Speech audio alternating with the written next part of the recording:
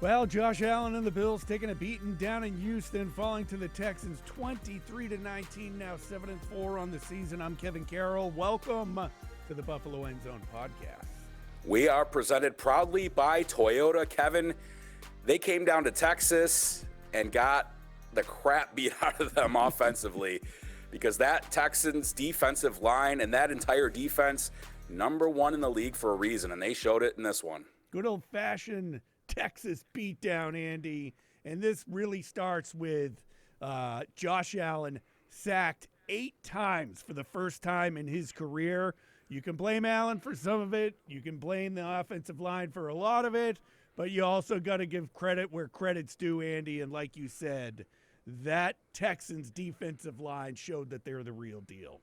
Yeah, Will Anderson, Danielle Hunter, Sheldon Rankins, old friend Tim Settle. I mean, they just got after the Bills all night long, and there was not much the Bills' offensive line could do about it. And we talked about it going into this game. That was a big X factor. Strength on strength. The Bills' offensive line against the Texans' defensive line. That was going to be the matchup of the game.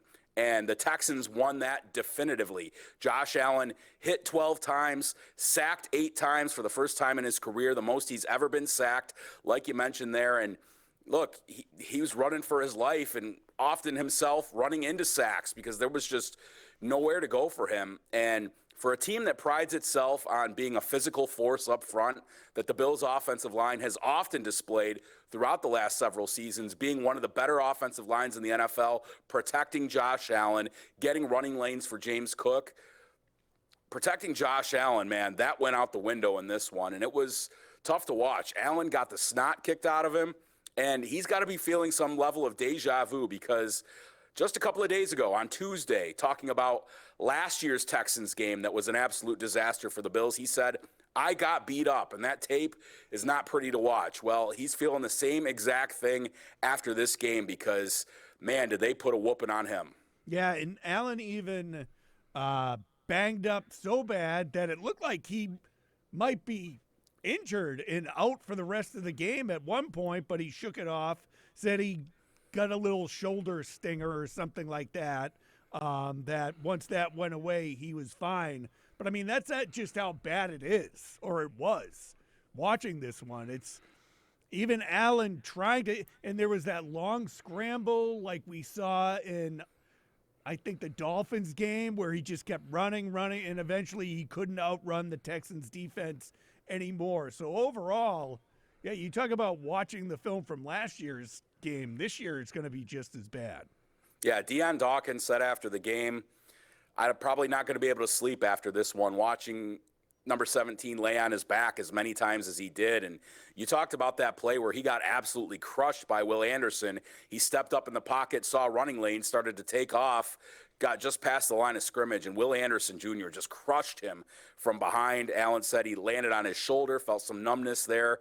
I mean, he was writhing in pain for a minute or two on the field there. And, I mean, that's scary situation for Bills fans, just holding your breath, just seeing the season go down the toilet potentially if Allen gets hurt. And, I mean, he took shot after shot after shot in this game.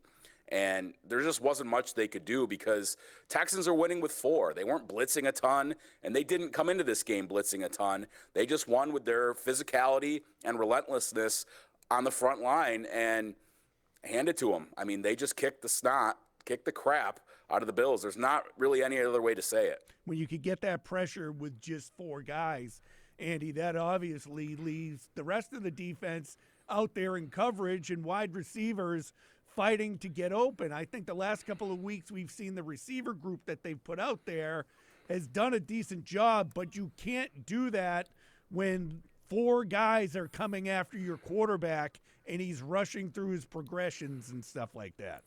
Yeah, I mean, when it's just coming with 4, it's the formula the Bills want to play, right? We've heard Sean McDermott talk about it so many times. You want to be able to get pressure with 4 down linemen because that sets up the whole rest of the defensive backfield because then you can drop 7 into coverage, and it makes it really tough for those other 4 or 5 guys that are out in receiving routes to get open. And the Texans did a nice job of matching up zone coverage with that, matching in man coverage, and, you know, for all they do and the receivers and all the flack they took, I mean, there wasn't a whole lot there because just Josh had no time in this one. There were a couple of times where Allen probably could have made a better decision, get rid of the ball quicker, but it's Josh Allen. Like, we've come to expect him to try to make a play, and oftentimes he'd spin around, try to get away from one guy, and then there was another guy right in his lap and absolutely hammered him.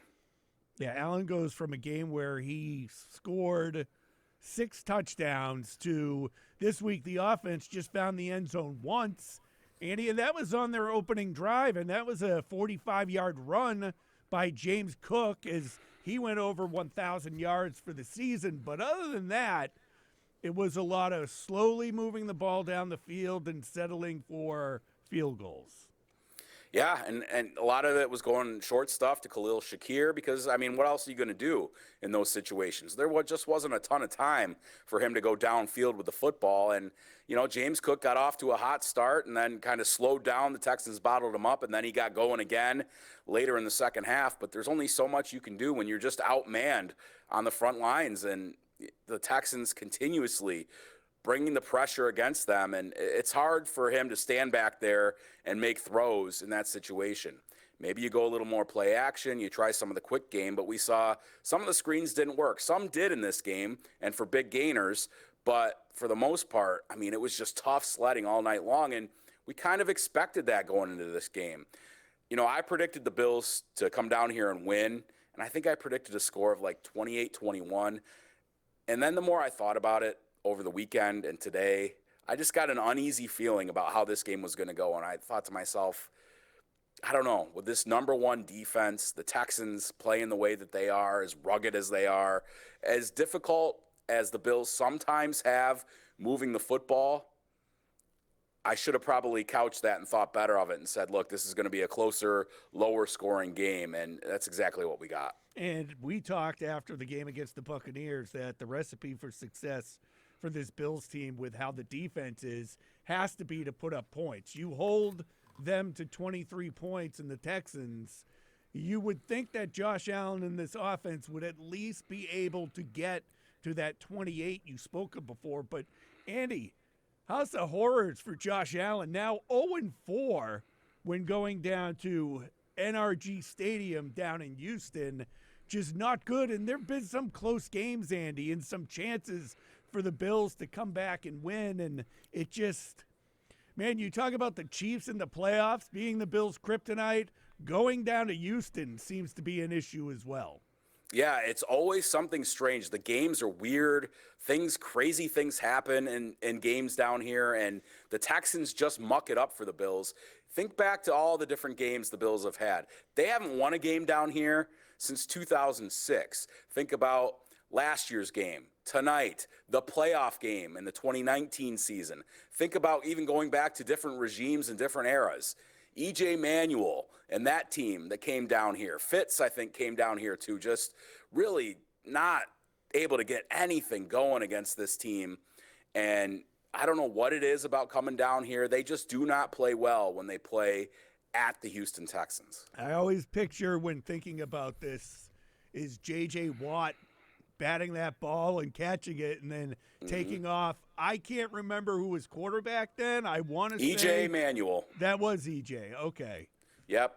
And then the last guy to win down there was J.P. Lossman, of all people. Yeah, and in that game, we'll dovetail here to more positive times, right? Whoever said that about the 2006 drought-era Buffalo Bills, but in that game, Lee Evans had 2 83-yard touchdown catches. Pretty remarkable. Yeah, unbelievable. But back to the game tonight, Andy. A lot did not go the Bills' way, but it's hard not to think that the extra point missed by Prater on Cook's touchdown at the beginning of the game would come back to haunt them to the point where the Bills could have, had they gotten that extra point, kicked a field goal at the end of regulation, tied the game up, and then who knows what's going to happen.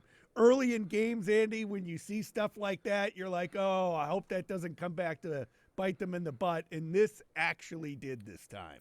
Yeah, I mean, there were a whole host of mistakes in addition to getting just beat up physically on the field. that happened, and we watched it, and it was horrific for the Bills' offensive line. But mistakes. Matt Prater misses an extra point. That comes back to bite them. Some penalties. Deion Dawkins, 4th and 1, late in the game. He has a false start. Dawkins, who wants to be an all-pro type player, has got to be better than that. I know it's difficult. You've been getting beat up all game, running ragged by Will Anderson Jr. and Daniil Hunter, but you can't have that. So that makes it 4th and 6, and then Allen throws an interception. Much tougher. I didn't love some play calling by Joe Brady in this game. I go back to a sequence. We talked about it on the post-game show on the TV side with Stevie Johnson. He pointed it out to, I had a big problem with it. Bills are moving the ball down the field late in the game, 4th quarter, and they're running the ball with James Cook, handoff, handoff, handoff. They're moving the ball a little bit by little bit there down the field. They get in a 4th and 1 or 4th and 2 situation. Play call comes in late. They don't call timeout. I think Josh Allen was frustrated about that, but what he should be more frustrated about is the play call in general. 4th down, and you run a counter play to James Cook. Nothing wrong with handing the ball to James Cook. I'd have much rather had Josh Allen tush push it, but you run a counter, and a counter is a slow developing play in the backfield. Josh Allen takes a step to his left, then he's got to turn around to his right. Cook comes around Allen, and that just gives so much time for those quick, fierce, penetrating defensive linemen of the Houston Texans to get in the backfield. And what happens? Allen turns around, hands it to Cook, and they're right there in his lap, and that play had no chance. A counter in that spot, just not good enough by Joe Brady. And look, I hate to be armchair play caller, and I don't know all the X's and O's and the things that go into these plays. Look, I'm not a coach. But if I can see that, and I know enough about football to know that you can't run a counter, slow developing run play in that situation. Either turn around and give it right to James Cook and run him up the gut, or have Josh Allen tush push it, or give him some kind of option to make a play there. And then Allen comes off the field, and I think, Kevin, the TV cameras picked it up on the Amazon broadcast. Allen saying, "What are we doing?" I mean, that sequence was outrageously bad. They turn it over on downs, and, they did get another chance. Right. But still, I mean, not good enough in that situation to not come away with something there. You think Joe Brady is overthinking things? I mean, you hear it on the broadcast all the time. 1 yard to go, you have Josh Allen, a beast of a quarterback. They already used it in the game once. I think it might just be overthinking. Like, well, they're going to be expecting Josh to do that, so let's try and catch him off guard. No, just do what works for you. Right, but I don't even know that it's overthinking. I just think it was a bad play call generally. Like, if you're overthinking it, maybe it's a case where they don't even line him up to fake a tush push and try a trick play off that, or still line up in the tush. Like, there was no threat of that happening.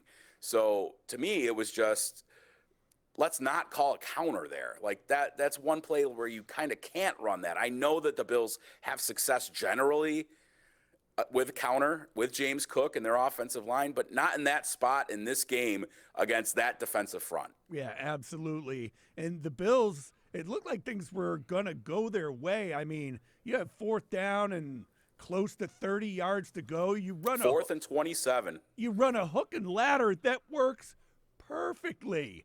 I mean, Khalil Shakir, I thought was actually going to score on that play, but that worked well. And then later, as you get down there, you end up with a 4th and 6 because of Dawkins. And that play just kind of unfolded sloppy, and Josh Allen ends up throwing a pick. Yeah, and before that, Gabe Davis on a fade, a corner, a shoulder route in the back. Josh puts a great ball up there. Davis comes down with it, but he just can't get 2 feet down. They were that close to either him possibly scoring or being down inside the 5-yard line. Obviously, we talk all the time, game of inches, and, some of the mistakes and things that happened throughout the course of this game, just not good enough. And, field position was a huge issue in this game. Allen taking sacks that almost take them out of field goal range, or, the sequence in the first half, they get the ball down to the 12-yard line, and then they end up having to take a field goal after Allen takes a huge sack. There were some other plays where that sort of thing happened. Khalil Shakir fields a punt and runs 10, 12 yards backwards and then gets taken down. And that it just situational stuff, those hidden yards, it really all hurt the Bills big time in this game. Plus the turnovers, right? Three we haven't turnovers. even talked about that. Yeah. I mean, Khalil Shakir, as sure-handed as he is, and he took a hit on there, but he puts the ball on the ground. Texans get it.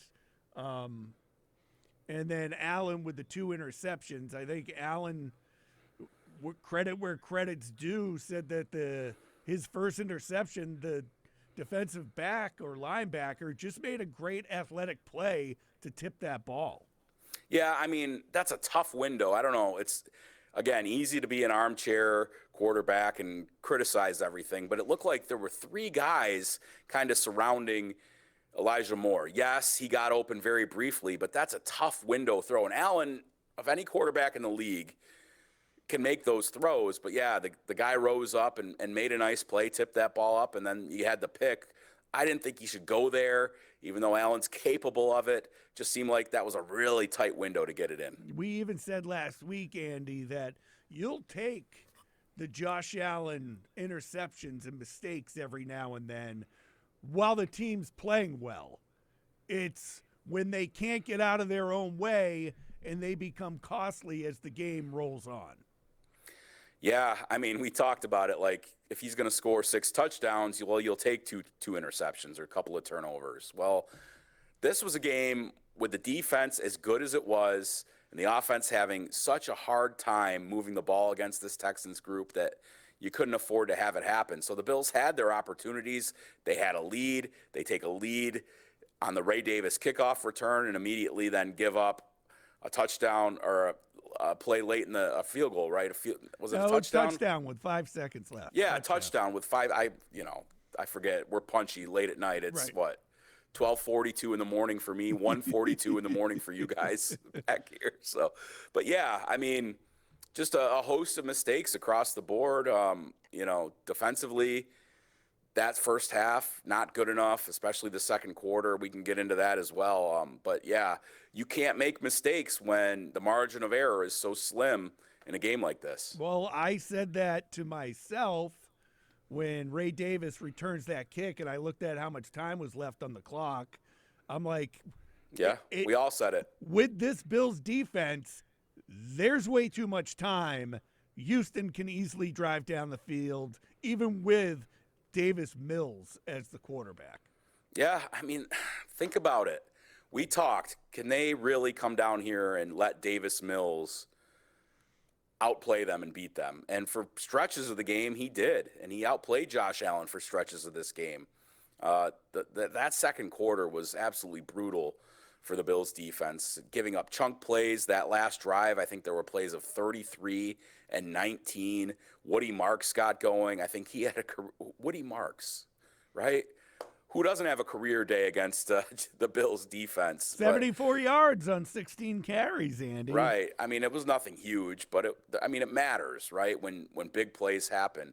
The credit to the Bills defense, they got it straightened out, only gave up 3 points after the half, but you can't afford to have those kind of lulls too. The running defense, not great.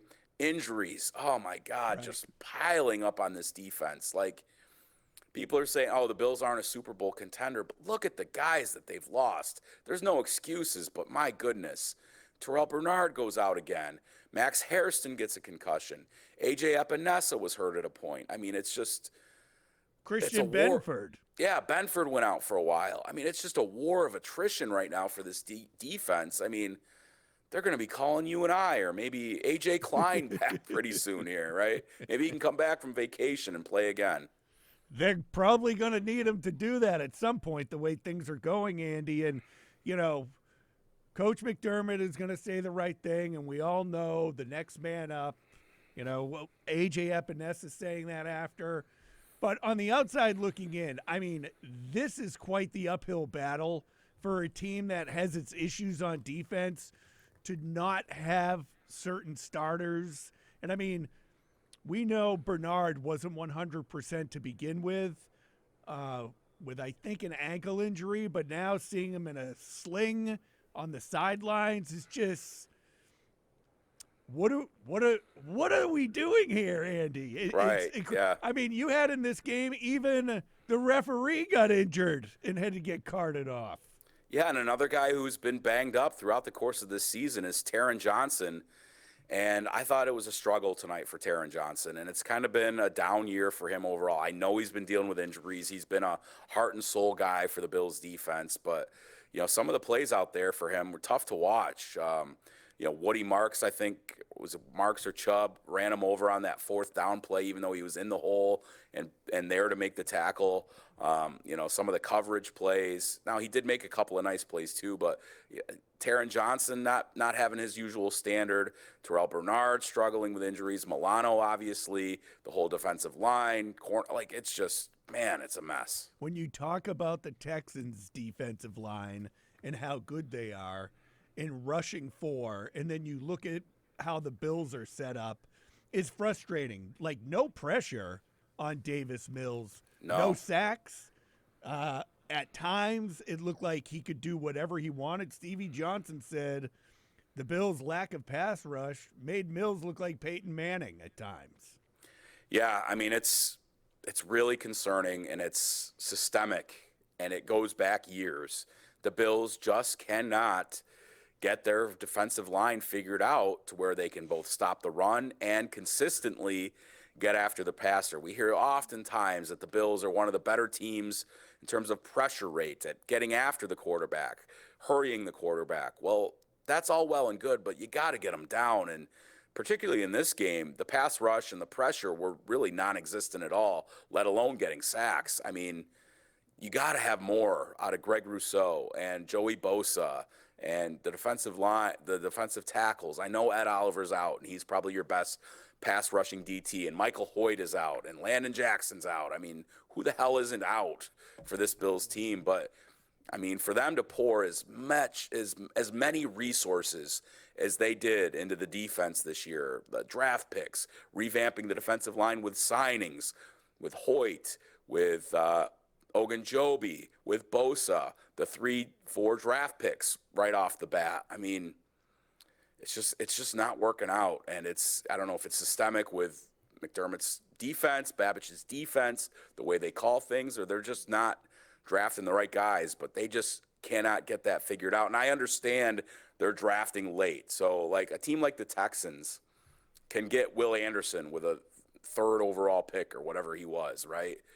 Because they had some real down years after Deshaun Watson and that whole debacle. So the Bills don't often get a chance to draft in the top 10, top 5 that some of these teams do, but they pour resources into it. There's no doubt about that, and it just doesn't consistently pay dividends. All right, I know we're coming off a loss and things look dire, but there's still plenty of football left in the season, Andy, but the Bills trying to chase down the Patriots for Good luck. The AFC East. I don't think that's happening at this point. I mean, it's going to take a lot of work. And I know we saw the Bills a couple of years ago basically needing to win out, and they end up doing it and win the AFC East at the end of the day. But, man, things do not look good right now. And now you have this Texans team that now has a winning record, and their record actually is kind of what the Buffalo Bills are right now. Yeah, Texans have, after starting 0-3, are now 6-5. They're right there fighting for a playoff spot. Look, we had a long discussion on the podcast earlier this week about could the Bills potentially chase down the Patriots, and I said yes. I didn't think it was definitely going to happen, but I said it was possible. Kevin, you were more on the line of no, it's already over, and I was like a little astonished by that because they were only down 1.5 games, one game in the loss column to the Patriots, and still with a chance to play them. But just now with this loss, another AFC loss, looking at the schedule, who the Patriots have and the way the Patriots are playing, and who the Bills have, and the up and down nature of this Bills team, it probably isn't going to happen. And, it's pretty incredible to see the Patriots rise up as quick as they did to take over this division potentially. I mean, it's still not out of the complete realm of possibility, but if the Patriots lose 2, the Bills still have to go perfect down the stretch here, right? And that includes a head-to-head meeting in Foxborough. Right. And so, Like if you look at the remaining schedule, I don't know, because the Bills could lose to Cincy, right, with that offense. And you mentioned it last week, earlier this week. Joe Burrow, he could be back by then. I mean, would it stun you to see them lose to Pittsburgh? I wouldn't predict that, but that's another rugged defense, another team that likes to muck it up and make things difficult on your offense. I mean, Philadelphia's out there. Cleveland's defense is tremendous. Like, look at Myles Garrett and what he's doing and what they did to the Ravens last week. You got Philly. I mean, yeah, it's going to be a tough road, and they might end up fighting for their playoff lives. And look, Kevin, credit to you, dude. You called it at the beginning of the year. You said, this was going to be I don't often give you credit, do I? No, you do not. So bring but it you on. called it. Yeah, you called it at the beginning of the year in our preseason predictions. You said they weren't going to win the division. It was going to be a fight for them to get in the playoffs. But I think you did ultimately predict them to go to the Super Bowl through that. Right. But they've got a tough road ahead. I mean, the playoffs are no guarantee at this point. Like if they lose 2 more games and you're looking at 11-6, if they lose 3 somehow, that's 10-7. That probably isn't good enough. Right. So it should be interesting here, Andy. And the reason why it's frustrating looking at a passing offense with Josh Allen as quarterback that has games like this. And I get Houston's defense is good, but I thought we both agreed that there was enough there that Allen should get his chances every now and then, and they should be able to outlast the Houston Texans. I just didn't see this going the way it did with Mills at quarterback, and it leaves a bad taste in my mouth moving forward, where you're right. You could see them lose to the Steelers, the Bengals, the Patriots. They have the Eagles. I mean, it's not looking good. There's plenty of football to go, but they're really going to need to put on one of those runs like we've seen them do in the past. Yeah, like I said off the top of this show, probably should have gave more credit to the Texans defense. I mean, they are unbelievable, just athletes all over the field. But yeah, long way to go left in the season, but the Bills are going to have to figure some things out and get back to the drawing board, because this 1 win, 1 loss, 1 win, it's not going to cut it, because, the loss to Miami was particularly damning. And then now this is another AFC loss. It just makes the road that much more tough to do what you want to do. And you're probably looking at going on the road first round of the playoffs, if you can even get there. Right, absolutely. Keon Coleman drama continues with another healthy scratch. When I was talking to Stevie Johnson during the postgame show, I think that because this was a short week, and I think Sean McDermott even alluded to it in his press conference, they were basically had 2.5 days. We're going with what we had against the Buccaneers this week. I think we see Keon Coleman come back into the lineup against Pittsburgh. Yeah, but Keon Coleman's been with this team for 2 years. It's not like he didn't know the offense or didn't know how to it wasn't like he was just signed because he didn't play last game. What if he would have been hurt and he was playing well? This to me is damning as far as Keon Coleman goes, that you keep him out of the lineup 2 weeks in a row. Last week, we got the excuse of disciplinary issues. Well, what's the excuse this week? If he's a real playmaker on your team and he was suspended for a week or he was injured, you wouldn't leave him off the next game, even if it was a short work week. So I don't buy that from McDermott one bit. You can step in and play. What? Why? Why not? You know the offense. You've been here all year. Well, that's the other part of it, is that Coleman hasn't been performing on the field. So right. I think it just makes that a lot easier. You can say, we like what we went with against the Buccaneers. It's a short week. We're going with it again. Gabe Davis has one more call-up from the practice squad left. Right. Before a decision has to be made.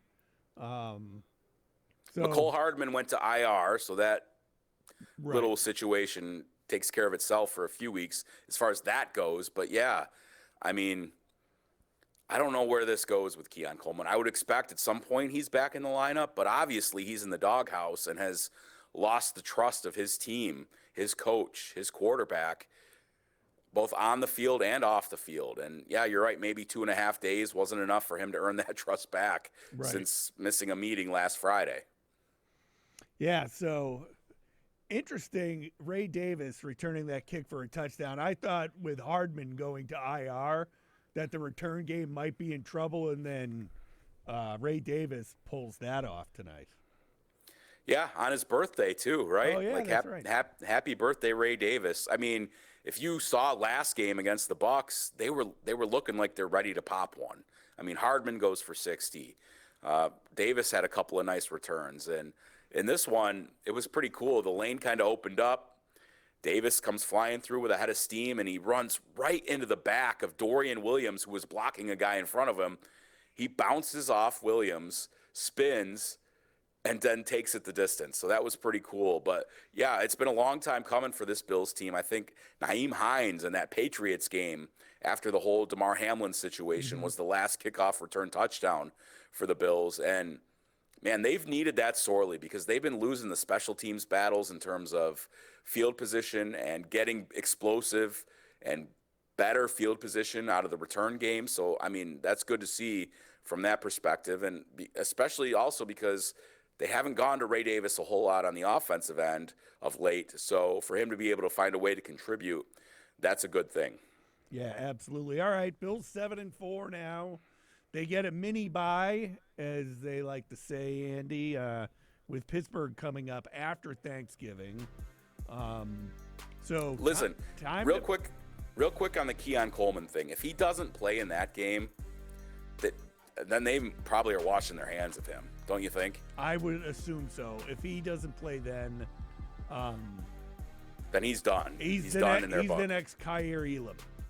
Right, but Elam did nothing particularly wrong off the field. I think there was some friction with position coaches, but hard worker. Yeah, but I know what you're saying. Like just are we already at bust bust territory? Right. Yeah, we made a mistake. We screwed up. Hey, real quick too.